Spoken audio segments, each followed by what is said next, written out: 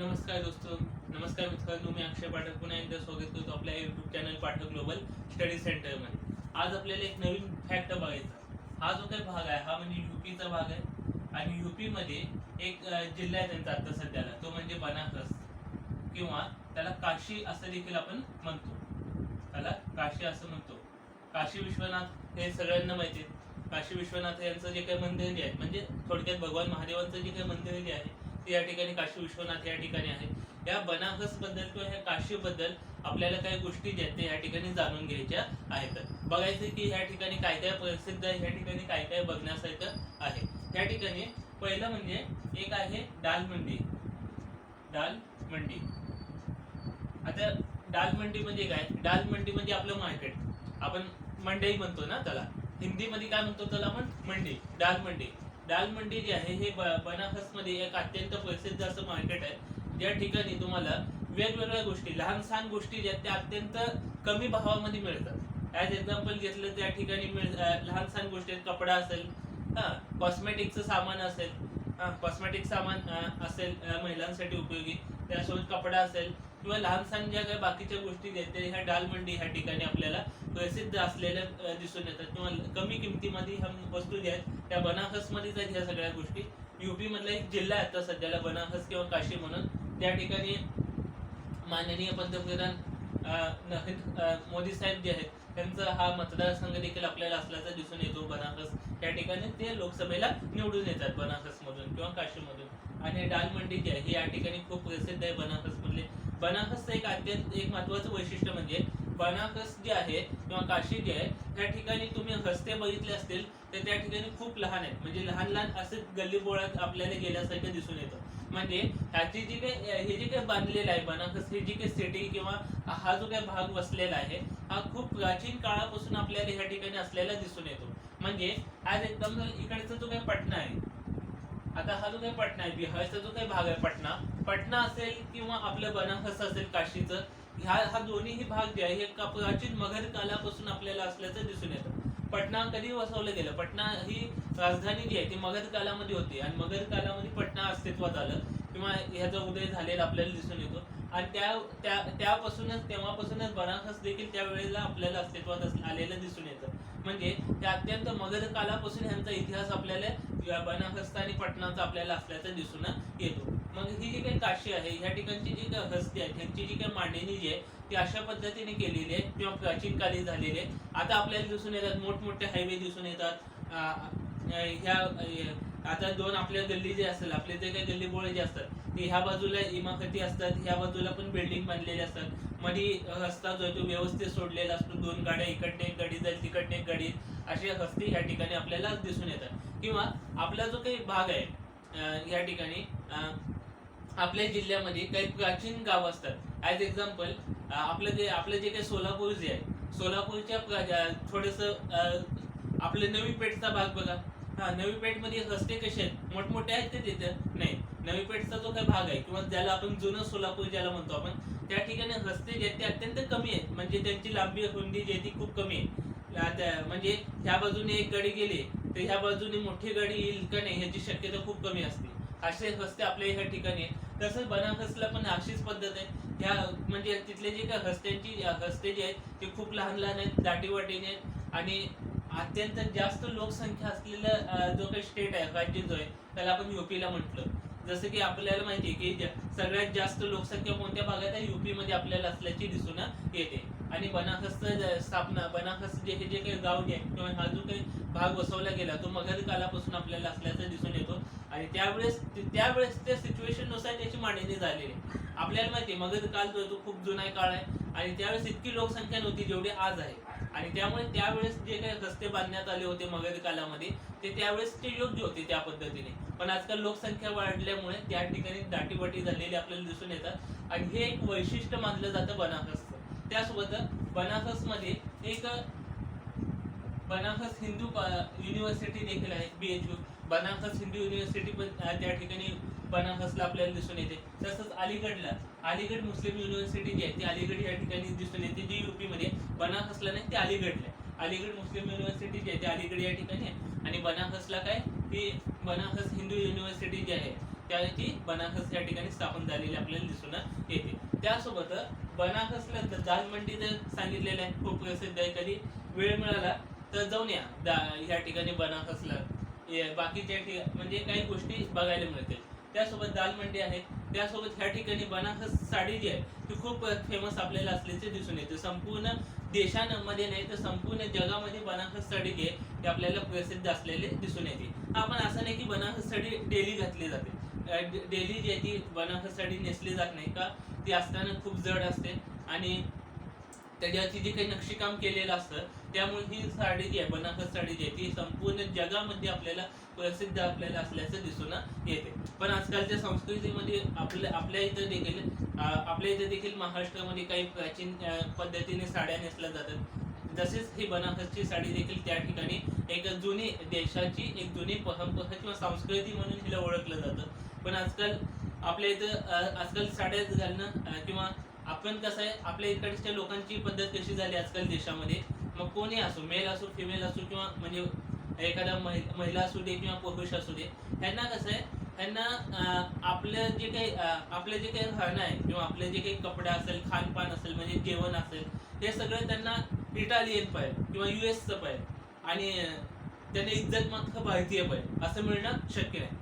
तुम्ही ज्यावेळेस भारतीय संस्कृती जपाल त्यावेळेस तुम्हाला इज्जत जी आहे ती भारतीय पद्धतीने तुम्हाला मिळेल आणि कपडे घालणं US चे आणि इज्जत मात्र इंडियाची पाहिजे असं कधी शक्य आहे? त्या गोष्टी देशात शक्य नाही. भारतीय संस्कृती जी आहे ती आज नाही त्या प्राचीन काळापासून संपूर्ण विश्वामध्ये संपूर्ण जगामध्ये आपल्याला एक महान संस्कृती म्हणून हिला ओळखतो. पण ती आजकाल थोडंसं आधुनिकता ज्याला म्हणतो, काय आधुनिक बनलं, काय आपण कपडे बदललो किंवा कपडे आधुनिक घातले म्हणजे माणूस आधुनिक होत नाही.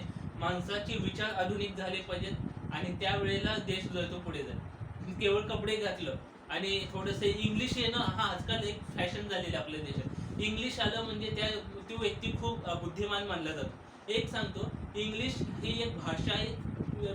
इंग्लिश ही एक लँग्वेज आहे, भाषा आहे.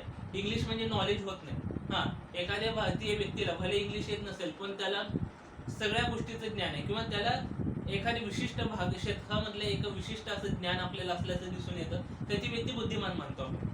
आता आपल्या बघा की प्राचीन काळामध्ये त्या ठिकाणी बनारसला आपल्याला माहिती आहे की काशी विश्वनाथांचं टेम्पल आहे. काशी विश्वनाथांचं त्या ठिकाणी मंदिर झालेलं असलेलं दिसून येतं. प्राचीन काळचं मंदिर आहे काशी विश्वनाथांचं. त्या ठिकाणी ते आपले जे काही प्राचीन मंदिर जे आहेत ते ह्या ठिकाणी बघा, त्यामध्ये तुम्हाला वेगवेगळे नक्षीकाम दिसून येतं.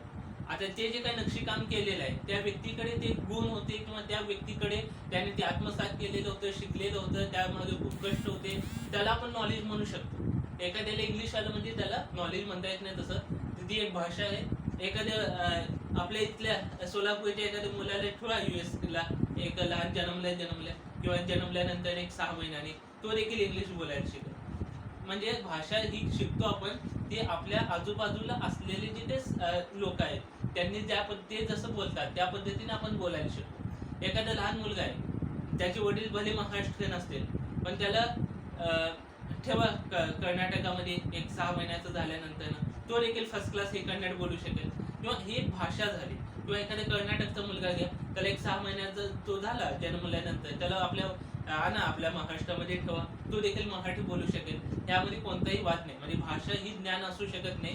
ज्ञान वेगळं आणि भाषा वेगळी. त्यामुळे भारतीय संस्कृती ज्यावेळेस तुम्ही जपाल त्यावेळेस तुम्हाला इज्जत देखील भारतीय संस्कृतीसारखी मिळेल.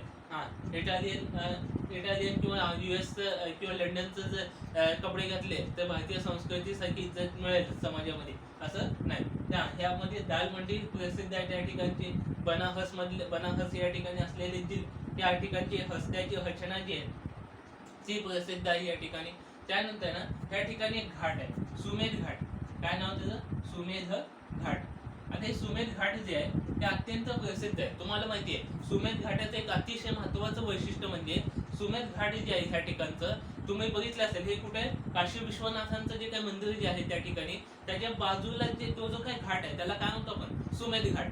सुमेध घाट या ठिकाणी केली जाणारी पूजा जी आहे ती संपूर्ण जगामध्ये प्रसिद्ध आपल्याला असल्याचे दिसून येते. तुम्ही बघत असाल की सुमेध घाट या ठिकाणी जी काही काशी विश्वनाथांच्या ह्या बाजूने जी काही नदी वाहते त्या नदीच्या बाजूला थांबून किंवा नदीच्या कडेला थांबून एक मोठमोठ्या पद्धतीने अशा पद्धतीने पूजा जी आहे ती केली जाते. ते मोठमोठे दिवे लावलेले असतात.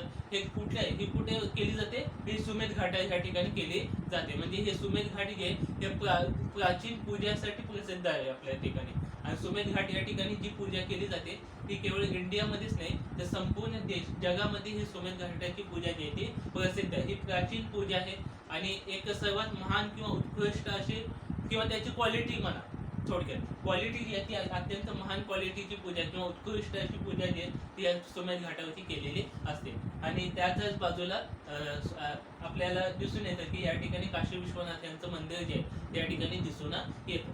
सुमेध घाटाच्या बाजूलाच आहे. तुम्ही बघू शकता टीव्हीला अनेक वेळेला बघितलं असेल त्या ठिकाणी मोठमोठे दिवे लावलेले असतात.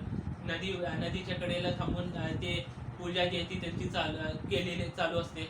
आणि हे केवळ इंडियामध्येच नाही तर संपूर्ण जगामध्ये ही पूजा प्रसिद्ध आहे. असं माहिती पाहिजे की कुठलीही पूजा ही सगळ्या जगामध्ये प्रसिद्ध आहे भारतातली. तर सुमेध घाट या ठिकाणी जी काही पूजा केली जाते ती संपूर्ण जगामध्ये प्रसिद्ध आपल्याला असल्याचे दिसून येते. त्यासोबत बनारस पान जे आहे ते देखील संपूर्ण जगामध्ये प्रसिद्ध आहे.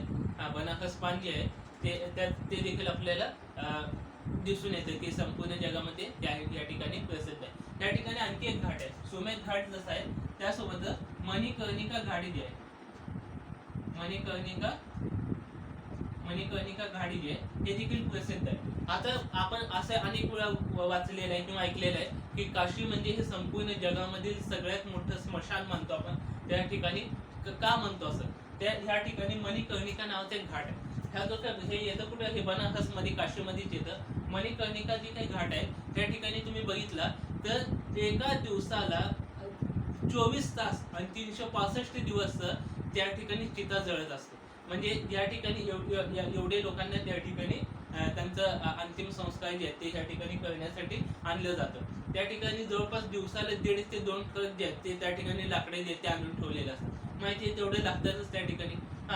का तेवढी त्या ठिकाणी मागणी आहे किंवा त्या ठिकाणी तेवढे लोकांना अंतिम संस्कार करण्यासाठी आणलं जातं. त्याला काय म्हणतो आपण? मणिकर्णिका घाट या ठिकाणी ते आणलं जातं. या ठिकाणची चिता कधीही शांत होत नाही कारण की 365 दिवस आणि दिवसातील 24 तास ही या ठिकाणी जळत असलेली आपल्याला दिसून येते. ते कुठं? मणिकर्णिका घाट. कधी गेला तर मणिकर्णिका घाट बघा. लांबून का होईना बघून या. त्यावेळेस दिसून येईल की माणसाने जेवढं काही कमवलेलं आहे की ह्या ठिकाणी शून्य आहे ह्याच्या पुढे. कोणीही असो, कितीही श्रीमंत असो, कितीही पैसा नसेल त्याकडे, कितीही गरीब असेल, त्याला शेवटी ह्या ठिकाणीच जायचं. आणि ज्यावेळेस माणूस हे मणिकर्णिका घाट बघतो त्यावेळेस त्याला समजतं की आपण आयुष्यात काय कमवलेलं आहे. त्या ठिकाणी एसी मध्ये फिरलेलं असेल, चांगल्या मोठमोठ्या गाड्यांमध्ये हिंडलेलं असेल, मोठ्या बंगल्यामध्ये राहिलेलं असेल. आपण ज्यावेळेस ह्या मणिकर्णिका घाटाजवळ तो जातो आणि बघतो सगळ्यात तिथला तो जो काही भाग आहे त्यावेळेस कळतं कफनला कोणताही ब्रँड नसतो असं म्हटलं जातं. काय? कफनचा कोणताही ब्रँड नसतो. आपण जिवंत आहे तो पण खूप उड्या हाणत असतो. ह्या ब्रँडचं कपडा पाहिजे, त्या ब्रँडचं जेवण पाहिजे, त्या हॉटेलमधलं जेवण पाहिजे. हे जिवंत असेल तो पण. ज्यावेळेस मणिकर्णिका घाटात जातो माणूस त्यावेळेस कोणताही ब्रँड त्या ठिकाणी नसतो. सगळ्यांसाठी एक लेवलचं. कारण की हे जे काही बनवलेलं आहे ते निसर्गाने म्हणा, देवानी म्हणा, ह्या ज्या काही गोष्टी बनवलेल्या आहेत, जेवढ्या काही निसर्गाने किंवा देवानी ह्या गोष्टी बनवलेल्या आहेत त्यामध्ये कोणत्याही भेदभाव नसतो. त्यामध्ये सगळे एकसारखे. जन्माला येताना पण सगळे एकाच पद्धतीने जन्माला येतात. कोणालाही कपडे घालून देव पाठवत नाही जन्माला. आणि घेऊन जाताना देखील एकाच ब्रँडचा कपडा सगळ्यांसाठी वापरला जातो. आणि ते मणिकर्णिका घाटाजवळ गेल्यावर ते दिसून येईल. आणि त्यामुळे मणिकर्णिका घाटामुळं काशीला संपूर्ण जगामधील सगळ्यात मोठं स्मशान म्हणून ओळखलं जातं. आणि अशा पद्धतीने हे स्मशान जे आहे ते मणिकर्णिका घाटामुळे प्रसिद्ध आपल्याला असल्याचं दिसून येतं. सोमेध घाट जे हे पूजेसाठी प्रसिद्ध असलेलं आपल्याला दिसून येतं. आणि हे जे काही बनारस जे आहे हे प्राचीन काळापासून त्या ठिकाणी प्रसिद्ध आहे. आणि प्राचीन म्हणजे मगध कालापासून किंवा त्या आधीपासून हा भाग जो आहे तो आपल्याला प्रसिद्ध असलेला आपल्याला दिसून येतो. त्यासोबत बनारसी साडी, बनारसी पान जे ते ह्या ठिकाणी प्रसिद्ध आपल्याला असल्याचं दिसून येतं. हा जो काही पटनाचा भाग आहे ना, हा पटनाचा भाग आणि हा युपीचा भाग, हा जो काही भाग आहे मधला, हा सगळा मिक्सअप भाग आहे. म्हणजे आपलं जसं की महाराष्ट्रातला आता सोलापूर जिल्हा असेल आणि कर्नाटकातला खालचा तो गुलबर्गा किंवा विजापूरचा जिल्हा असेल, ह्या ठिकाणी कसं सगळं पैसे, या ठिकाणी तुम्ही गुलबर्गाला गेला किंवा बेळगावला गेला तर त्या ठिकाणी पण मराठी बोलली जाते. आणि आपल्या सोलापुरातल्या तुम्ही कोणत्याही गल्लीत जावा, जवळपास 100 30-40% लोकांना कन्नड बोलता येत असतं. का?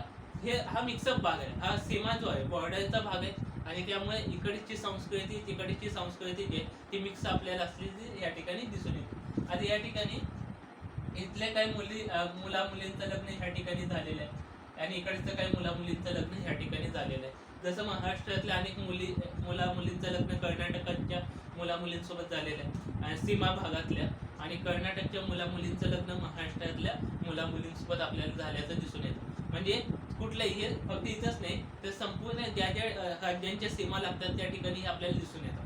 म्हणजे असं म्हणतात की होटी बेटीचा जो काही भाग आहे तो या ठिकाणी असतो. म्हणजे एखादी व्यक्ती त्या महाराष्ट्रातून कर्नाटकात किंवा कर्नाटकातून महाराष्ट्रात जास्तीत जास्त लोक जे आहेत ते होटीसाठी म्हणजे अन्न मिळवण्यासाठी, स्वतःची भूक भागवण्यासाठी येतात आणि ह्या ठिकाणीच त्या, आता समजा एखादा माणूस आहे तो कर्नाटकातून महाराष्ट्रात आलेला आहे, तो ह्या ठिकाणी राहिला, ह्या ठिकाणी त्याने संपत्ती कमवली, ह्या ठिकाणी मोठा झाला तो, आणि तो कशाला जातो पुन्हा कर्नाटकामध्ये, आणि तो त्याची मुलगी देखील किंवा मुलगा असेल त्याचं लग्न देखील महाराष्ट्रीयन मुला मुलींसोबत होऊन जाईल. म्हणजे होटीपेटीचा विवाह जो आहे तो या ठिकाणी आपल्याला दिसून येतो. अशा पद्धतीचं बनारस जे आहे, मणिकर्णिका घाट लक्षात असू द्या, सुमेध घाट लक्षात असू दे, दालमंडी लक्षात असू द्या, त्यासोबत हे जे काही बनारस हिंदू युनिव्हर्सिटी जे आहे ती कोणत्या ठिकाणी असं विचारलं जातं तर बनारस हिंदू युनिव्हर्सिटी जे आहे ते बनारसमध्ये असलेले आपल्याला दिसून येते. आणि अलीगड मुस्लिम युनिव्हर्सिटी जी आहे ती अलीगड या ठिकाणी आपल्याला असल्याचं दिसून येतं. आणि उत्तर प्रदेश जे आहे, आज क्षेत्रफळाच्या बाबतीत युपीचा हा चौथा क्रमांक लागतो देशामध्ये. पहिला राजस्थान, सेकंड मध्य प्रदेश, थर्ड आपला महाराष्ट्र आणि चौथा उत्तर प्रदेश आणि पाचवा गुजरातचा भाग आपल्याला क्षेत्रफळाच्या बाबतीत लागलेला आपल्याला दिसून येतो. आणि लोकसंख्येच्या बाबतीत संपूर्ण देशामध्ये सगळ्यात मोठा राज्य कोणतं आहे, लोकसंख्येच्या बाबतीत हे युपी जे आहे हे लोकसंख्येच्या बाबतीत भारतामध्ये संपूर्ण पहिल्या क्रमांकावरती आपल्याला असल्याचं दिसून येतं. आणि संपूर्ण जगामध्ये आज इंडिया जो आहे तो लोकसंख्येच्या बाबतीत अव्वल जो आहे म्हणजे पहिल्या स्थानी असलेला आपल्याला दिसून येतो. आधी चायना होता, कोविडच्या नंतर ना इंडिया जो आहे तो लोकसंख्येच्या बाबतीत पहिल्या स्थानी आलेला आहे आणि चायना सेकंड स्थानी गेलेला आपल्याला दिसून येतो. अशाच पद्धतीची नवीन माहिती जी आहे ते बघण्यासाठी आजच पाठक ग्लोबल स्टडी या यूट्यूब चॅनलला सबस्क्राईब करून ठेवा आणि बाजूला असलेले बेल आयकॉन नक्की दाबा. जय हिंद.